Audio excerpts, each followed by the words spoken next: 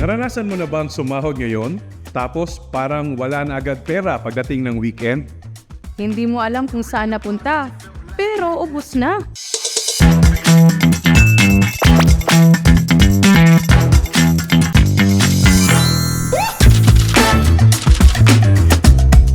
Maraming tao ang gumagawa ng monthly budget.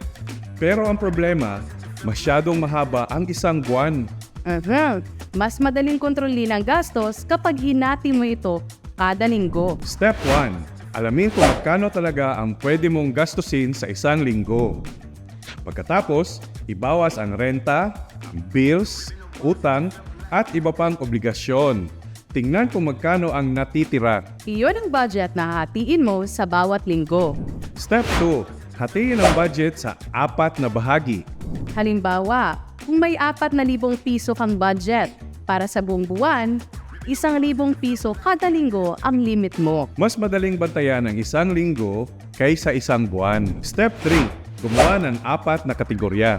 Pagkain, pamasahe, emergency, at personal na gastos. Kapag may malinaw na kategorya, mas madaling makita kung saan napunta ang pera. Step 4. Itala agad ang bawat gastos. Hindi mo kailangan ng komplikadong app. Pwedeng note sa cellphone or simpleng notebook.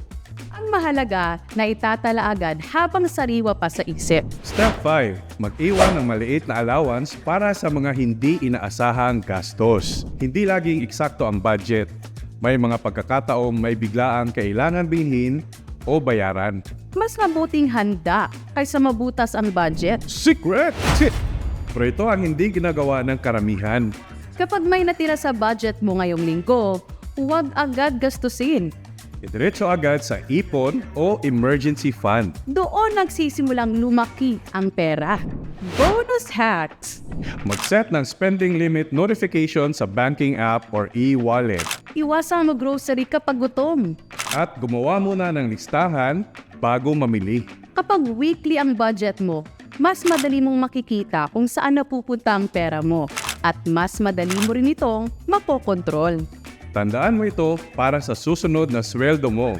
At i-share mo ito sa kakilala mong laging nagtatanong kung saan napupunta ang kanyang pera. Dahil dito sa easy lang yan, mga bagay na akala mong mahirap, Pinapadali natin.